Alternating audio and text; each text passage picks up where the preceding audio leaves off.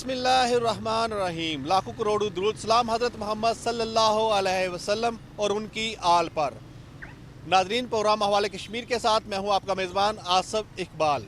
आज हम बात करेंगे मीरपुर आज़ाद कश्मीर के हवाले से, जिसको मिनी लंदन भी कहा जाता है। मीरपुर आज़ाद कश्मीर में पाकिस्तान का दूसरा बड़ा डैम मंगला डैम मौजूद है। इसके अलावा किला रामकोट और मंगला किला भी यहाँ पर वाक़या है।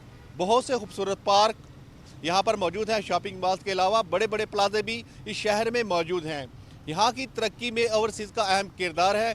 यहाँ के लोगों से हम जानेंगे कि मीरपुर आज़ाद कश्मीर के हवाले से वो क्या कहते हैं। प्रोग्राम हवाले कश्मीर में आज हम बात कर रहे हैं मीरपुर आज़ाद कश्मीर के हवाले से, जिसको परदेसियों का शहर भी कहा जाता है। यहाँ के ज़्यादातर लोग जो है बरतानिया में मुकीम है और पंजाब के ज़्यादातर शहर के लोग हैं वो यहाँ पर भी आबाद हैं।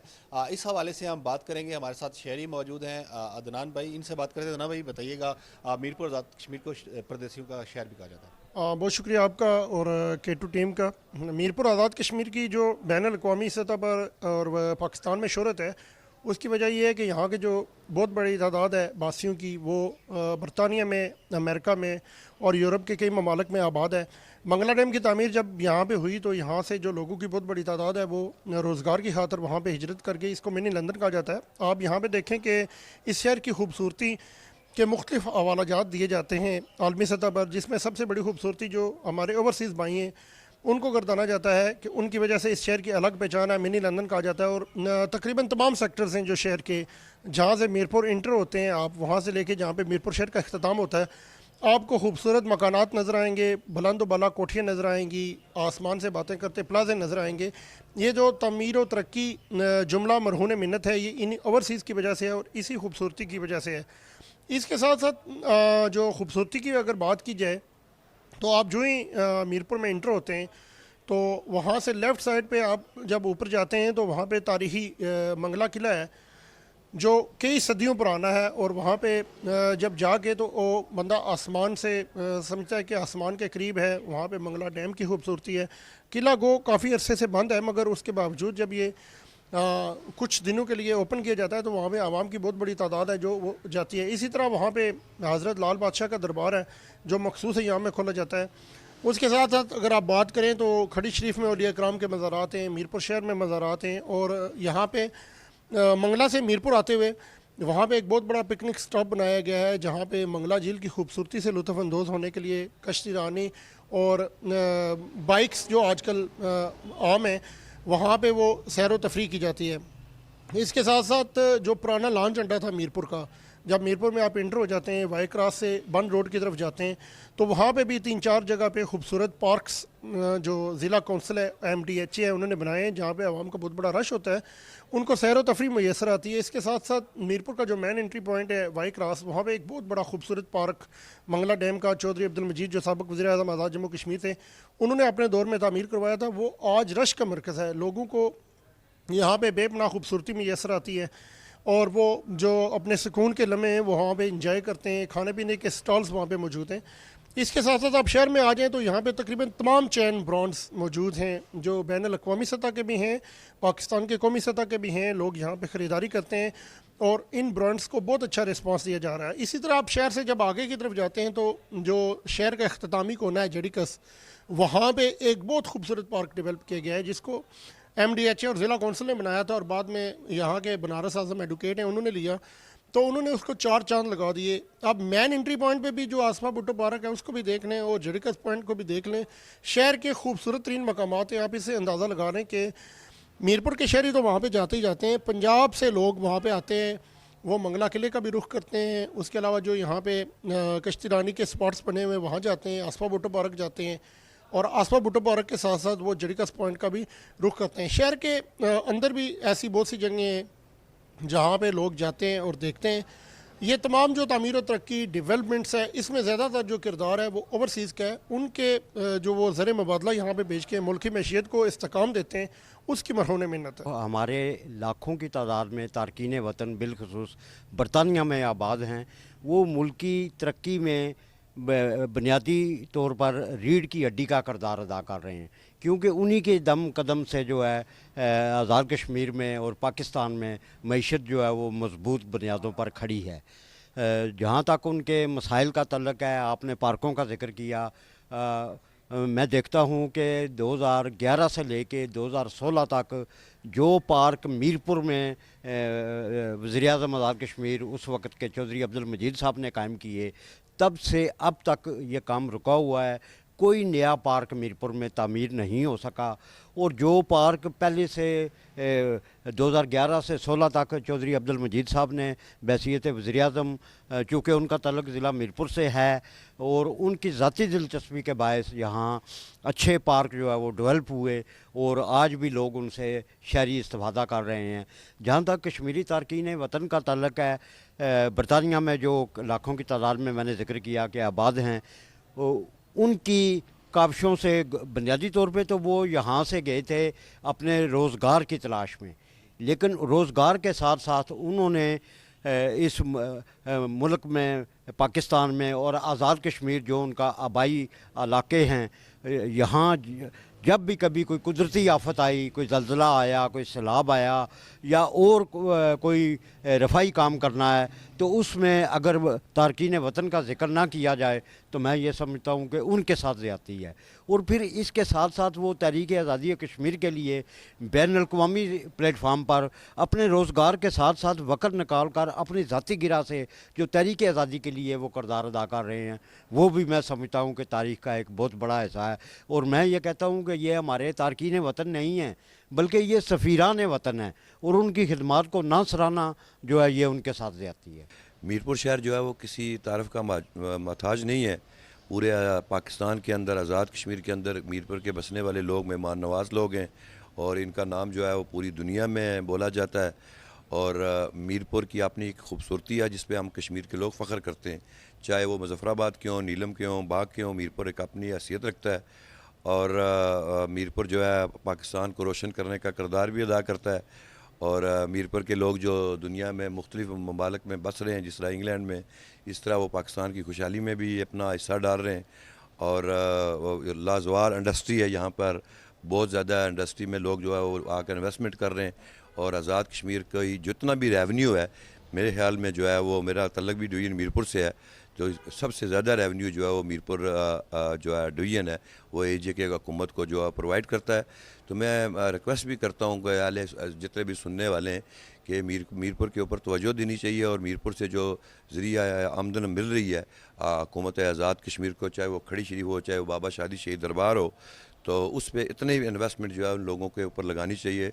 और मीरपुर की खूबसूरती में हुकूमत आज़ाद कश्मीर को जो है वो बढ़ चढ़ कर हिस्सा लेना चाहिए। आपके ये TV चैनल की वसादत से यही पैगाम मैं देना चाहता हूँ। बहुत शुक्रिया। बहुत शुक्रिया। जैसा कि इनका कहना था, जहाँ पर ओवरसीज़ अपने शहर को साफ़ सुथरा और खूबसूरत बनाने में अपना किरदार अदा कर रहे हैं, वहीं पर हुकूमतों को भी चाहिए कि वो अपने शहर मीरपुर जो एक अहमियत का हामिल है, आज़ाद कश्मीर का बड़ा शहर भी है, इसके अलावा इंडस्ट्री जोन भी है, मंगला डैम जो पाकिस्तान में बिजली सप्लाई करता है और खूबसूरत नज़ारे भी पेश करता है, यहाँ पर भी इस तरह के पॉइंट बनाने चाहिए जो शहर की खूबसूरती में मज़ीद इजाफा कर सके।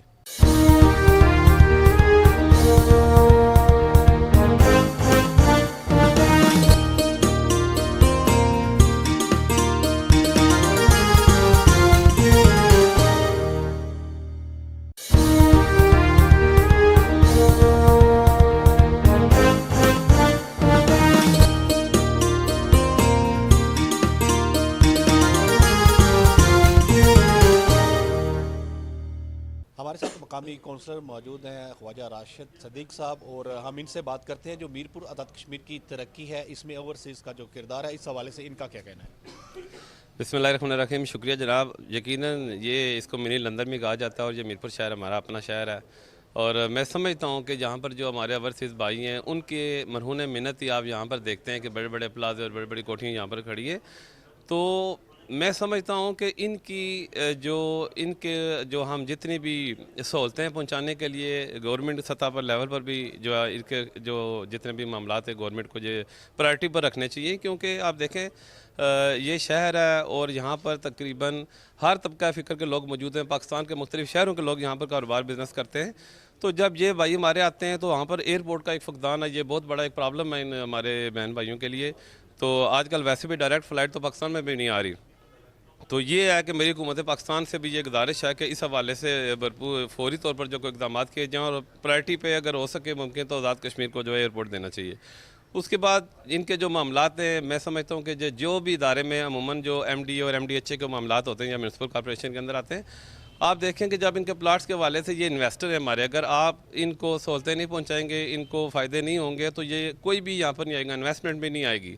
तो फिर ये यकीनन हमारा जो बिज़नेस है वो भी इसका बहुत बड़ा हिस्सा जो है वो इनके मरहून मिन्नती यहाँ पर चलता है। मैं एक चूँकि सेहत सफाई का चेयरमैनी का अहदा भी है मेरे पास, तो ये मेरी प्रायोरिटी होती है कि जो मीरपुर शहर के मेन रोड्स हैं, जो जब ये लोग बाहर से आते हैं तो ये देखते हैं तो ज़ाहिर है इनको बहुत खुशी होती है और हमें अप्रिसिएशन भी मिलती है। तो म्यूनसिपल कॉर्पोरेशन की जो अपनी ज़िम्मेदारियाँ हैं वो निभाने की कोशिश करता है।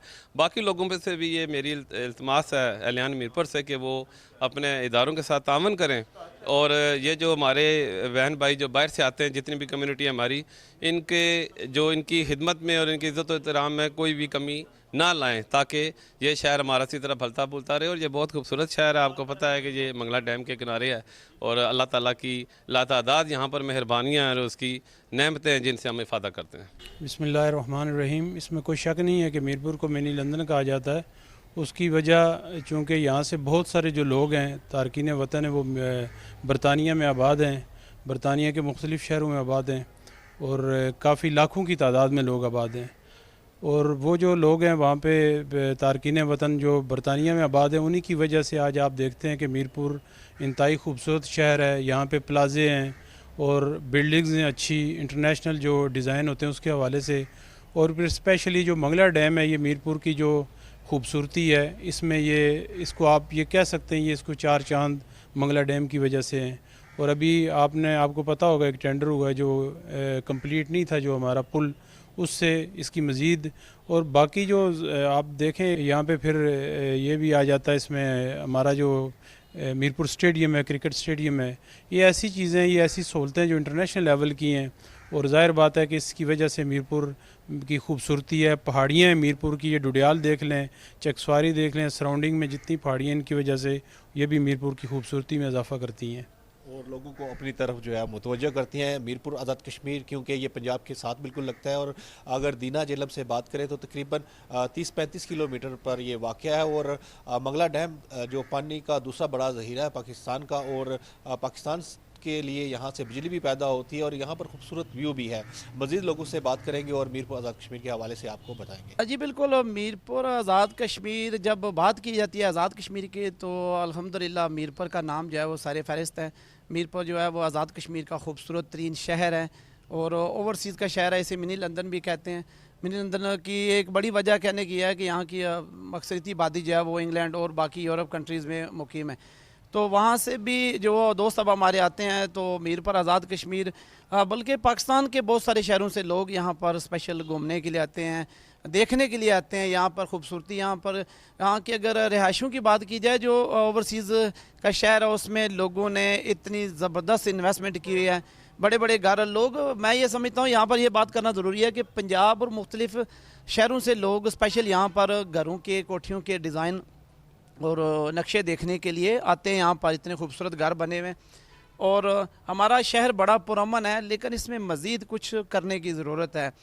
हम ये समझते हैं ज़िला इंतज़ामिया हमारी जो है वो वक्तन फ़क्तन इस्लाहत के लिए काम कर रही है, लेकिन मज़ीद 2 कदम आगे बढ़ के यहाँ पर जो गैर रजिस्टर्ड, गैर जो रियासती शहर में जो लोग आबाद हैं, उनके रजिस्ट्रेशन का अमल फौरी मुकम्मल करना चाहिए कि हमारा शहर बड़ा पुरअमन है।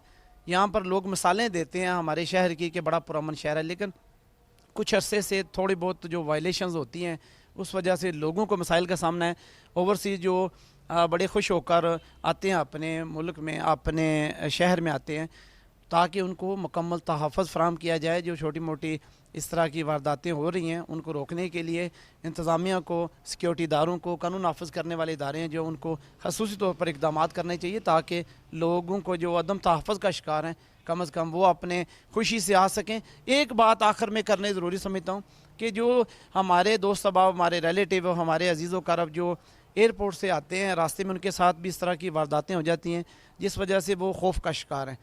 तो इस हवाले से भी हमारी जो हुकूमत है, हुकूमत आज़ाद कश्मीर को पाकिस्तान लेवल पे जो हुकूमत पाकिस्तान से भी मिलकर कोई सिक्योरिटी प्लान मरतब करना चाहिए ताकि उनका रूट जो है वो सेफ़ हो, वो अपने आज़ादी से अपने घर आ सकें, अपने अजीज़ व अक़ारब के पास आ सकें, तो मज़ीद इसमें बेहतरी आएगी। जज़ा मेहरबानी। बिल्कुल, जैसा कि इनका भी कहना था कि जो ओवरसीज़ अपने मुल्क में, अपने देश में आते हैं, उनकी सिक्योरिटी के लिए भी कोई ऐसा प्लान मरतब करना चाहिए ताकि उनकी जो लाइफ है वो सिक्योर हो सके। मज़ीद लोगों से गुफ्तगू करेंगे और उनसे जानेंगे आज के हवाले में कि वो मीरपुर आज़ाद कश्मीर के हवाले से क्या कहते हैं। हमारे साथ शकील मुगल साहब मौजूद हैं, सीनियर रहनुमा भी हैं मुस्लिम लीग नून के। इनसे जानते हैं मीरपुर आज़ाद कश्मीर के हवाले से इनका क्या कहना है।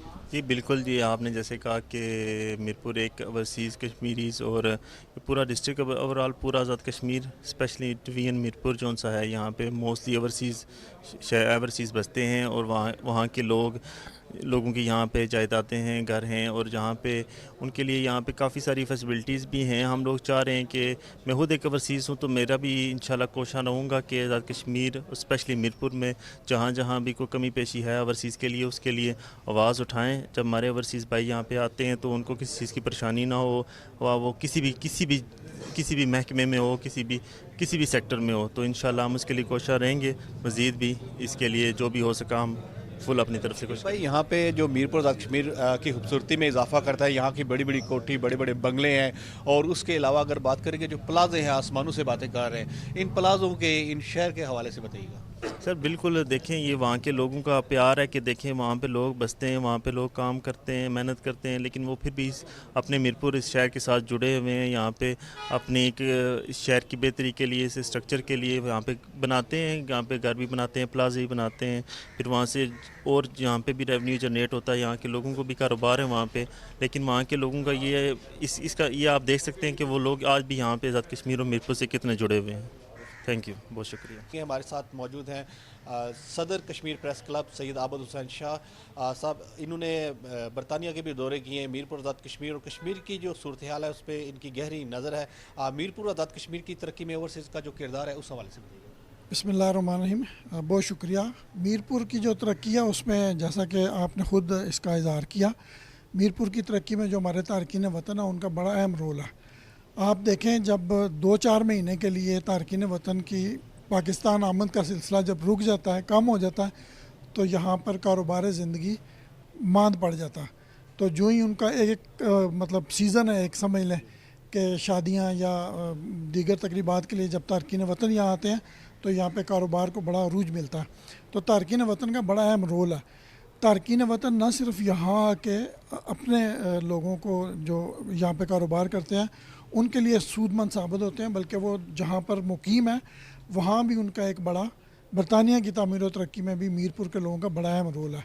जिस दौर में 50s में मीरपुर के लोग जब यूके गए तो यूके की तामीर और तरक्की में भी मीरपुरियों का बड़ा किरदार है।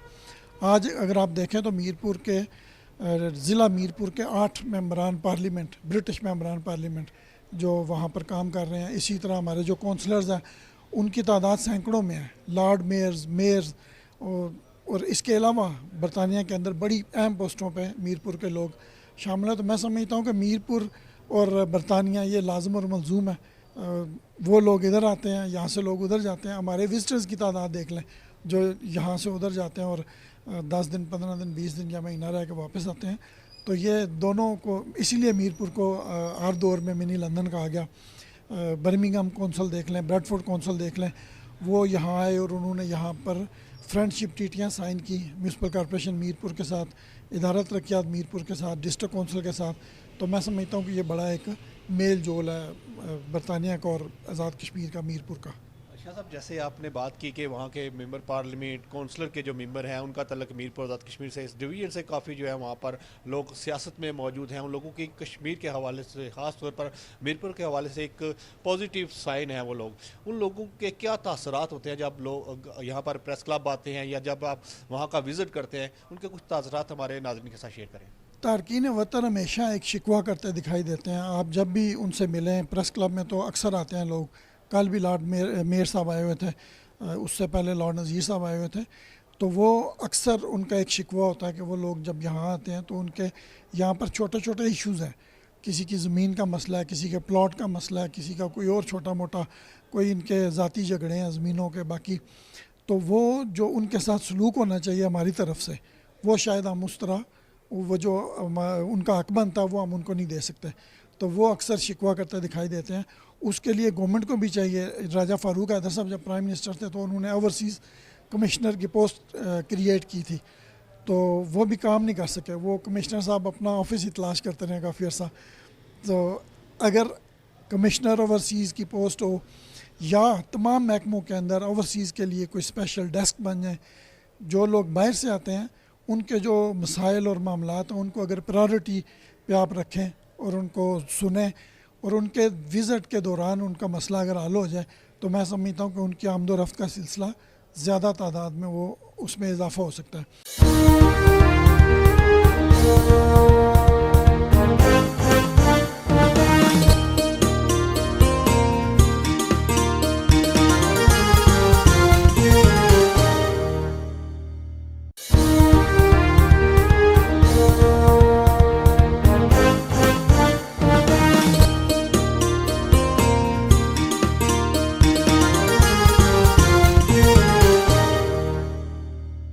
ब्रेक के बाद नादरीन एक बार फिर प्रोग्राम अहवाल कश्मीर में खुशामदीद कहते हैं। और प्रोग्राम अहवाल कश्मीर में आज हम गुफ्तगू कर रहे हैं मीरपुर आज़ाद कश्मीर के हवाले से। मीरपुर आज़ाद कश्मीर जिसे मिनी लंदन भी कहा जाता है, ज़्यादातर लोग जो है बरतानिया में मुकीम है और यहाँ की जो तरक्की है उसमें अहम किरदार अदा कर रहे हैं। हमारे साथ सीनियर जर्नलिस्ट हैं और कालम नवीस भी हैं। सादी यूसुफ साहब किसी तारफ़ के मोहताज नहीं है, बरतानिया से यहाँ पर आए हुए हैं और इनसे हम गुफ्तगू करेंगे और बरतानिया और जो मीरपुर का एक रिलेशन है इस हवाले से इनसे जानेंगे। अस्सलाम वालेकुम। वालेकुम सलाम।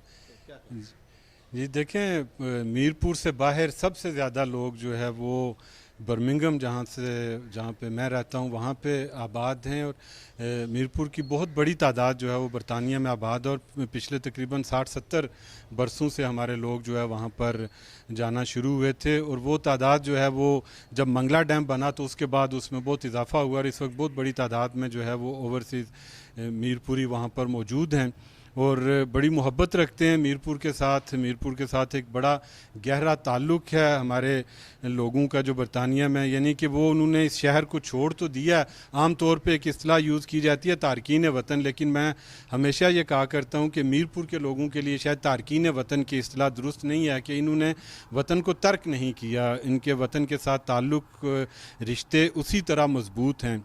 लेकिन यहाँ पर एक और सवाल भी है कि क्या वो कब तक मजबूत रहेंगे, इसलिए कि वो जो हमारी पहली जनरेशन जब गई वो तो उनका तो बड़ा गहरा एक ताल्लुक़ था इस मिट्टी के साथ और उन्होंने अपनी अगली 1-2 नस्लों तक तो उस ताल्लुक़ को मुंतकिल किया।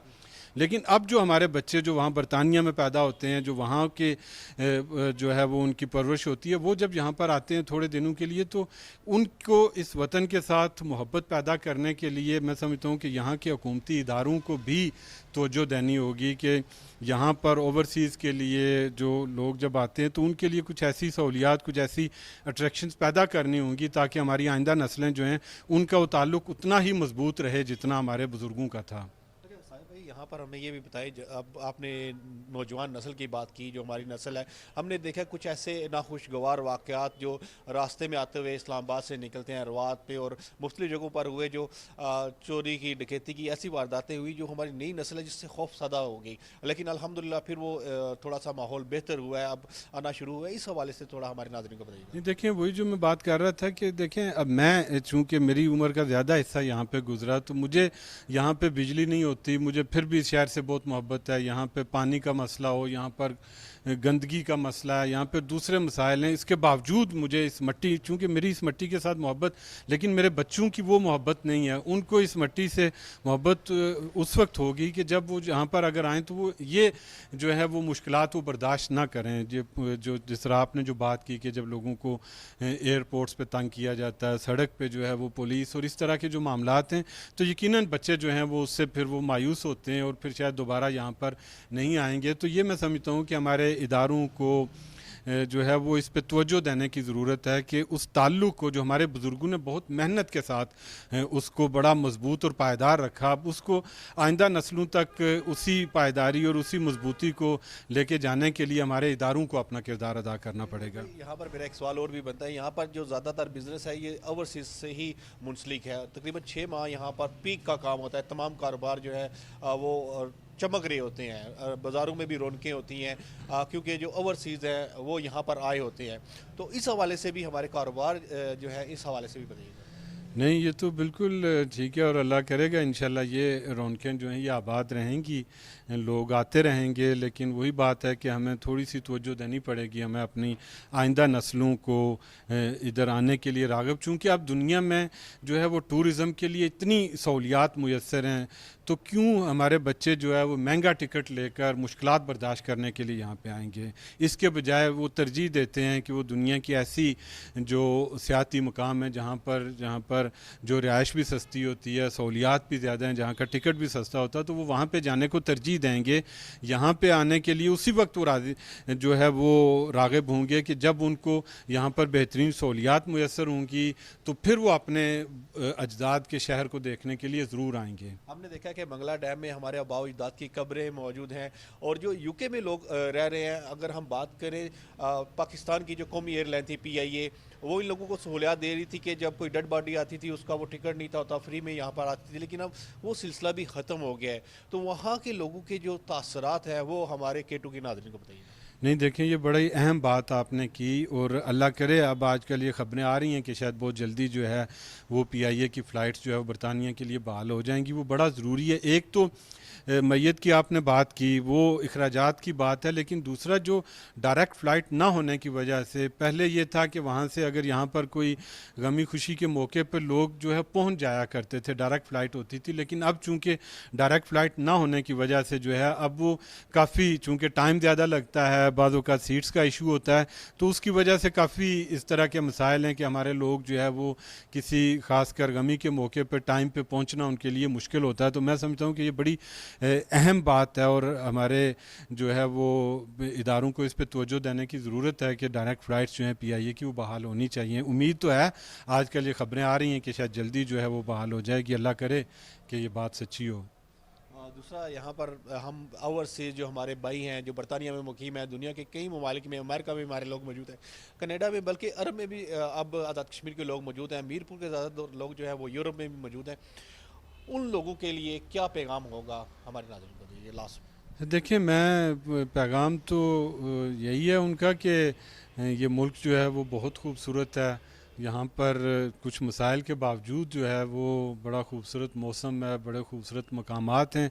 तो मायूसी जो ख़ासकर हमारे, ये अच्छी बात है आप ये प्रोग्राम कर रहे हैं, हमारा मीडिया जो है वो ज़्यादा मायूसी की ख़बरें देता है, जिसकी वजह से भी जो है वो हमारे बच्चे जब TV पे इस तरह की ख़बरें देखते हैं।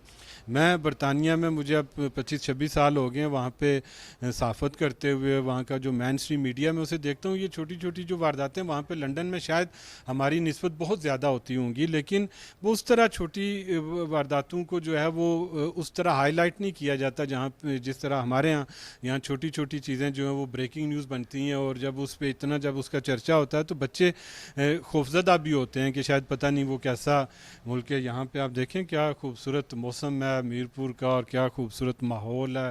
तो यकीनन जो है हमारे जो बुज़ुर्ग हैं वहाँ पे, जो वो अपने बच्चों को ये बताएं कि जो है ये कुछ मसाइल के बावजूद ये मुल्क बहुत खूबसूरत है, यहाँ इसके ताल्लुक़ को अपने बच्चों का तक जो है ज़रूर मुंतकिल करें। बहुत शुक्रिया नाज़रीन, जैसे हमने अहवाल कश्मीर में आज बात की मीरपुर आज़ाद कश्मीर और इसकी खूबसूरती के हवाले से, आपने फुर्शी भी देखी कि यहाँ पर मंगला डैम है, इसके अलावा यहाँ पर बड़ी बड़ी कोठियाँ हैं, यहाँ पर मंगला किला है, किला रामकोट है। सियाहत के हवाले से यहाँ पर बहुत से मौक़े मौजूद हैं। छोटी छोटी जो ख़बरें होती हैं वो मीडिया बहुत बड़ी करके बताता है, लेकिन अल्हम्दुलिल्लाह K2 का ये एजाज़ रहा है कि K2 ने हमेशा हमारी सकाफ़त को, हमारे कल्चर को प्रमोट किया और तनकीद बराए इस्लाह के हवाले से भी बात की। आज का अहवाल कश्मीर हमारा इतना ही। अगर आप मीरपुर आज़ाद कश्मीर आना चाहते हैं तो जैसा मैंने पहले बताया कि दीना जेलम से ये बिल्कुल 30-35 किलोमीटर के फासले पर मौजूद है। आप इजी ड्राइव है, जो सड़कें हैं वो भी बेहतरीन हैं। आप यहाँ पर आ सकते हैं, यहाँ का कल्चर देखें, यहाँ की खूबसूरती देखें, अपने अजीज़ व कारक को भी बताइए। अपने मेज़बान आसिफ इकबाल को दीजिए इजाज़त। अल्लाह निगहबान।